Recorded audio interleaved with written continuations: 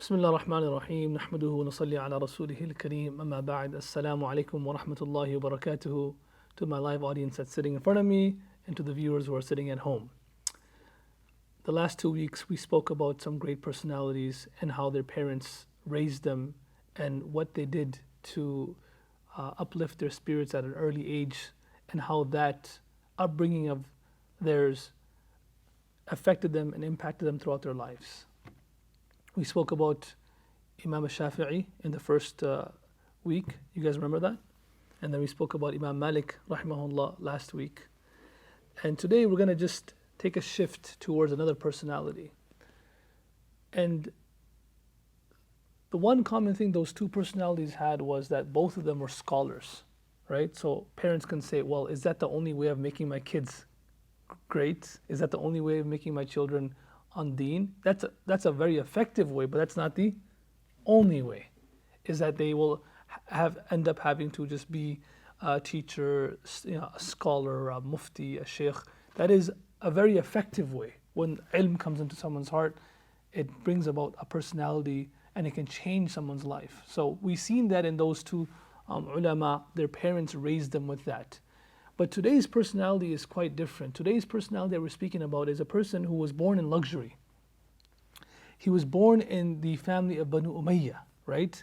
Now, Banu Umayyah is a family, so Umayyah's lineage of Khilafah, it came from two of his children. One was Harb and one was Marwan. Now, Harb's son was Abu Sufyan. Abu Sufyan was never the Khalifa. But then his son was Muawiyah. That was Banu Umayyah. This comes down from Banu Umayyah. So Muawiyah, then Yazid, then Muawiyah again, Muawiyah Thani, and then after that it goes to the other lineage of Harb, which was of Umayyah. So the first one was Harb and the second one was Marwan. So the second lineage of Umayyah was Marwan. And the children of Marwan, there was 10 Khalifas from Marwan.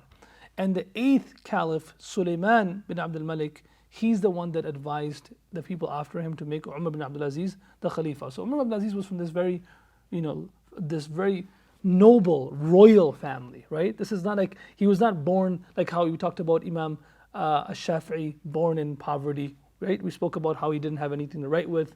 This man was born in luxury. He was born in prosperity. So now how did his parents, it's the parents like in North America or in countries that we have affluence, we can say, oh, well, it's so hard these days, there's so much distractions, so much. When we were younger, there was less, so it was easier, but now there's more, it's more difficult. Well, that's not always the case. Yes, it's true that when you have less, it's quite easier, but it's not always the case, right? There are many instances where people were born in families such as Banu Umayyah, and look at how their parents raised them. So what did the parents do to protect those children? That's what it starts with. Now, the first thing we have to understand is, as parents, our decisions today affect our children tomorrow. This is the first thing. Our actions today reflect in the lives of our children tomorrow, in our grandchildren even. So we see, and again, I'm not going to speak about Umar Ibn Abdul Aziz rahimahullah as a person, because Mufti Abdul Wahhab in the Saviors of Islam, he already spoke about his life in detail. So I encourage all of you to, the people who said, go watch it. I mean, it's a great summary of his life. And he's one of the most Googled Khalifas, the Google personality. YouTube, you read Umar Ibn Aziz, you'll come so many different things. And all of them have khair. Watch them. This is not about his life and his anecdotes, but rather about how his parents raised him. What was his upbringing? And I'm going to just highlight two things. Two elements of how his parents raised them. And I think parents in the modern world can take lesson from these two techniques of his parents. The first thing that I when I look at his life is look at how his forefathers, his parents had an impact on his life. So you've seen that, first of all, we hear the story of Umar ibn Khattab anhu. He's walking around the city of Medina and he gets tired one night and he leans on the wall and all of a sudden he hears a woman saying to another woman, and then she says, "Yabnata, qumi ila dhalika al-labn famdiqihi bil ma." Stand up and go towards this milk and put some water in it, because if you put water, you can have less fresh milk and more water, you can sell more like that, right? You can make more money like that. So فقالت لها يا أمتا وما علمت ما كان من عزيمة المؤمنين اليوم. He said, didn't you hear the announcement of Amir al-Mu'minin today? And the mother said, what was the announcement of Amir al-Mu'minin today? She said, إنه أمر مناديا فنادى. An announcer made an announcement that today, from today onwards, no one should contaminate or dilute the fresh milk with water. You should not mix each other. Fresh milk should be fresh milk and there should be no water mixed with it. So فقالت لها يا بني قومي إلى اللبن فامدقيه بالماء فإنك بموضع لا يراك عمر ولا منادي عمر. She said, the mother said to the daughter, oh my daughter, go and just put water in the milk. It's not a big deal, mix it. Because you today are in a place right now at night, there's no one around you, that Umar can't see you, nor the one who made the announcement can see you. No one will ever see you. Do this. No one will ever find out. So just do it. So this young child said to her mother, يا أمتا ما كنت لأطيعه في الملأ وأعصيه في الخلا. ما كنت لأطيعه في الملأ وأعصيه في الخلا. She said, oh my mother, I'm not one of those who will obey his command in public and disobey him in privacy. In front of people obey, but behind the scenes disobey. I'm not one of those. So when Umar al-Khattab anhu heard this conversation, he was intrigued by this. So he told Aslam, who was with him, he said, Aslam, make sure you know where this place is. Keep an eye on this the landmark of this house and come back here tomorrow. Nonetheless, Umar al-Khattab was so astonished by this daughter that he married his son with his daughter. Asim was married to this daughter that was speaking to the mother like this. And from them, they had a daughter. This daughter was the mother of Umar Ibn Abdul Aziz rahimahullah. This daughter was the mother of Umar Ibn Abdul Aziz rahimahullah. So Umar Ibn Aziz's grandfather was Asim, and grandmother was that lady who was speaking to her mother in this way.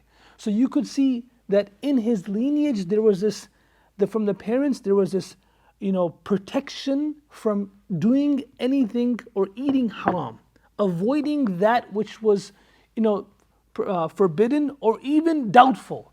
They had this in their lineage today, and parents, the mother did that. So you could see this impact even in Umar ibn Aziz's life, where many stories you hear of his, where he says, he says to his children when he walks in, and the wife asks, Eid is coming up, and can we buy some clothes? Can we buy some clothes for our children? Now this is when he's a Khalifa. This is when he's a king.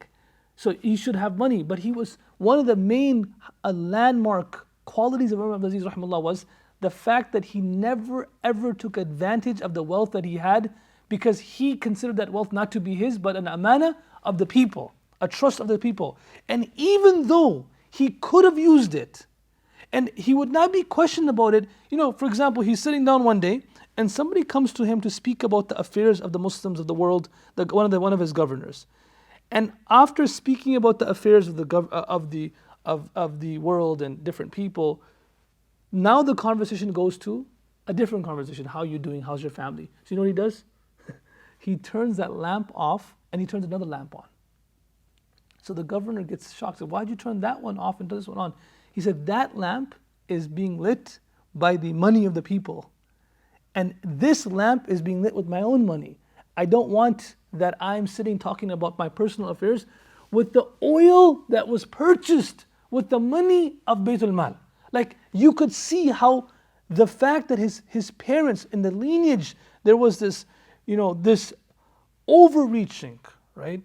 And this extreme amount of caution from eating haram, from doing something like that, from taking wealth that's not yours, from mixing water with milk and just making some extra pennies, how they were so extreme about that, that affected Umar ibn Abdul Aziz for the rest of his life. As I was saying, when he walked in that one day and his wife said, can we buy some clothes for our children for Eid? And he said, I don't have money. I mean, how is it possible you don't have money to buy just clothes? She said, why don't you ask the treasurer of the kingdom to just give you next month's salary right now, and with that salary you can buy some clothes for your children. So he says, that's fine. So he goes to the treasurer and he says, hey, can you give me the next month's salary right now? And the treasurer says, okay, if you can write on a piece of paper that you will be alive and work the next whole month, I'll give you the salary now. And he starts to cry and he says, I can't do that. He comes back home and he says, my children, forgive me that I could not buy you new clothes for Eid. Today, anyone can buy new clothes for Eid. And this is a person in whose kingdom at that time, when he was the Khalifa for 30 months, only 30 months, he passed away 101. And in those 30 months, there was no one who was even capable of receiving zakat. Everyone was living a prosperous life. But him, this is the life he was living. Right? He couldn't even buy clothes. So he looks at his son and he says to his children, he says, forgive me that I could not take care of you. And the children look at him and say, Dad, Father, we will hold our head up high, knowing that our father never made his house by destroying other people's homes. We will hold our head high. You know, that's an interesting thing. I'm going to just divulge for a second. How would our children remember us when we die? That's a good question, right? Like, would they remember us as like shrewd businessmen, always worry about work, very stressed about work, just on the laptop all the time? How would they remember us? That's actually a good question to ask. That if I leave this world, because your children keep your memory alive, right? My children will keep my memory alive. And if today when I think about my parents, and I see other scholars I see that when you come from a righteous background or parents who really focus on your upbringing, the parents are brought into every conversation, right? Otherwise, parents' mention is avoided. So that's one thing that I wanted to mention quickly about this. So you can see on one aspect how there was this extreme caution and it trickled down to the children. So to the parents, again, one parenting advice that we take from this is our intentions, our actions will impact our children. Just going to any restaurant and eating, doing whatever it takes to make more money, even if it means to sacrifice the rights of Allah and His Rasul and the objectives and the guidelines of Sharia, our children will be impacted by that. And as we're shown by the strategy of the parents, how they were so cautious about this, and it impacted the way his entire life was when he became a Khalifa. What's interesting is one of his close friends, he says that when he was the governor of Medina, this is an interesting story. When he was a governor of Medina, so this is a friend of his, and he's also a businessman. His name is Riyah bin Ubaidah. He says that I used to sell clothes to Umar Ibn Abdul Aziz. He used to buy, because I was a merchant of garments. So he used to buy one cloth for 10 dinar, and he would say to me, give me the softest, most delicate cloth. This is before he became a Khalifa, when he was younger.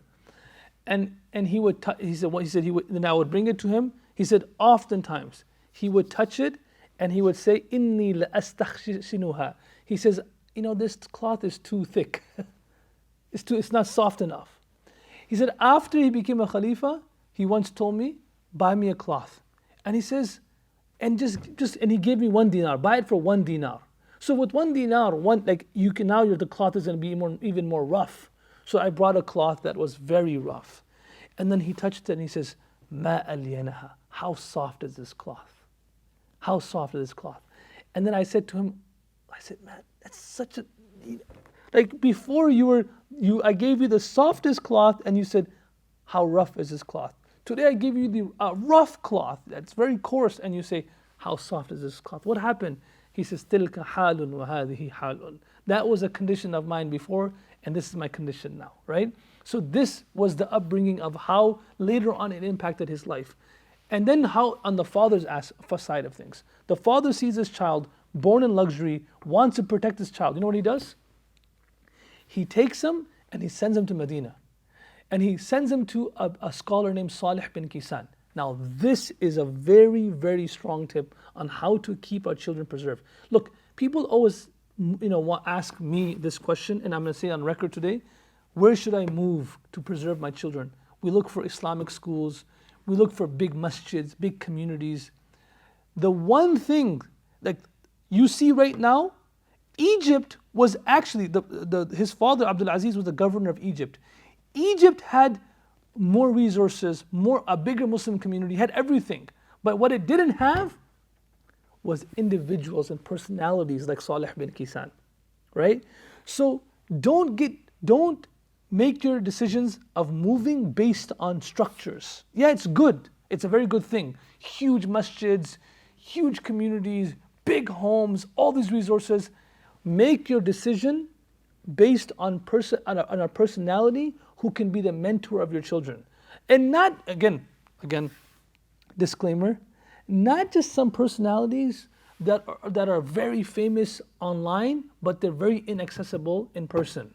Because that really is not, you could just benefit from online then, right? What do you think, Rehan? You can just benefit from online. You can just watch their videos. Like right now you're watching it. MashaAllah, you can benefit. But if you're moving just for that and they're inaccessible in person, they're not going to have a big impact on our children's life. And I'm telling you, you cannot clap with one hand. We can do all of our work. Umar Abdul Aziz was a great person. His wife was the daughter of this woman that we spoke about, right? So they were great parents, but they also understood that, look, we got to take our child out of this environment of ours that we're living in and put them in humble environments. Like when you're a traveler, when you're living away from home, the environment is not always the same. Even if you come from a very wealthy background, college dorms are still college dorms. Like it's still not going to be the same level of living as if you were living at home. So this aspect is very important. Finding a mentor, finding a sheikh, it doesn't have to be a scholar all the time, but finding that person who we trust that this person could be a mentor for our children. And then on the other side, remember, this is important because we're teachers, nobody is perfect. Nobody is perfect. Salih bin Kisan is a great scholar, but he's also not perfect. But what happens nowadays is, though if these people that we have chosen, we say, okay, this person is a great person, we see some faults of his or her, we should not mention those faults in front of our children because our children are looking up to them. What's going to happen is our children are going to start losing credibility in all scholars then. We talk about we have one scholar says something negative or something we don't agree with, and we just openly say it in front of our kids, it affects our children. They're going to have this negativity towards scholarship, towards leadership, right? And now they're not going to be able to benefit. You see, Umar Ibn Abdul Aziz, rahimahullah, is being told, he's being put in the mentorship and the upbringing of Salih bin Kisan. Now, how strict was Salih bin Kisan? One day, he was very strict with the ibadah. So one day, Umar ibn Aziz, rahimahullah, came late for salah. He said, why did you get late for salah? He says, I was combing my hair, or I had one of the barber was just making sure my hair was done properly. So he was like, he loved his hair. We love our young people, love their looks. He was one of those people. And Salih bin Kisan wrote a letter to his father. And he said, look, your son came late for salah because of his hair. His father wrote a letter right away, and he said, I will not talk to you till you shave your head. Your hair distracted you from coming late to salah. This is fatherhood, right? Even though having long hair is sunnah. Now, there's nothing wrong with having hair, like long hair, beautiful hair, combing your hair. But the moment you see that can distract your child from ibadah, from the rights of Allah, you cut it off right away.